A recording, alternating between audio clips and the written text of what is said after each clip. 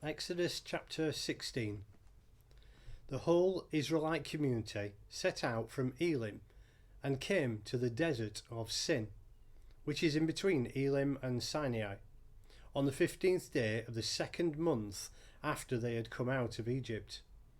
In the desert, the whole community grumbled against Moses and Aaron. The Israelites said to them, "If only we had died by the Lord's hand in Egypt. There we sat around pots of meat and ate all the food we wanted, but you have brought us out into this desert to starve this entire assembly to death." Then the Lord said to Moses, "I will rain down bread from heaven for you. The people are to go out each day and gather enough for that day. In this way I will test them and see whether they will follow my instructions. On the sixth day they are to prepare what they bring in, and this is to be twice as much as they gather on the other days." So Moses and Aaron said to all the Israelites, "In the evening you will know that it was the Lord who brought you out of Egypt, and in the morning you will see the glory of the Lord, because he has heard your grumbling against him. Who are we that you should grumble against us?" Moses also said, "You will know that it was the Lord when he gives you meat to eat in the evening and all the bread you want in the morning, because he has heard your grumbling against him." Who are we? You are not grumbling against us, but against the Lord. Then Moses told Aaron, "Say to the entire Israelite community, 'Come before the Lord, for he has heard your grumbling.'" While Aaron was speaking to the whole Israelite community, they looked toward the desert, and there was the glory of the Lord appearing in the cloud. The Lord said to Moses, "I have heard the grumbling of the Israelites.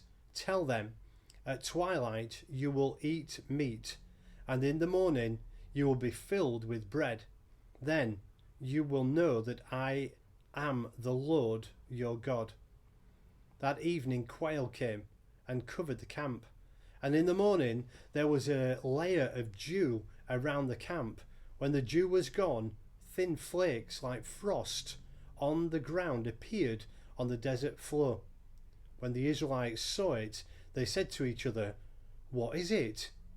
For they did not know what it was. Moses said to them, "It is the bread the Lord has given you to eat. This is what the Lord has commanded. Each one is to gather as much as he needs. Take an omer for each person you have in your tent." The Israelites did as they were told. Some gathered much, some little. And when they measured it by the omer, he who gathered much did not have too much, and he who gathered little did not have too little. Each one gathered as much as he needed. Then Moses said to them, "No one is to keep any of it until morning." However, some of them paid no attention to Moses. They kept part of it until morning, but it was full of maggots and began to smell, so Moses was angry with them. Each morning everyone gathered as much as he needed, and when the sun grew hot, it melted away. On the sixth day they gathered twice as much, 2 omers for each person. And the leaders of the community came and reported this to Moses. He said to them, "This is what the Lord commanded. Tomorrow is to be a day of rest, a holy Sabbath to the Lord. So bake what you want to bake and boil what you want to boil. Save whatever is left and keep it until morning." So they saved it until morning, as Moses commanded, and it did not stink or get maggots in it. "Eat it today," Moses said, "because today is a Sabbath to the Lord. You will not find any of it on the ground today. 6 days you are to gather it, but on the seventh day, the Sabbath, there will not be any." Nevertheless, Some of the people went out on the seventh day to gather it, but they found none. Then the Lord said to Moses, "How long will you refuse to keep my commands and my instructions?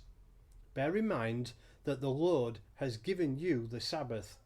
That is why on the sixth day he gives you bread for 2 days.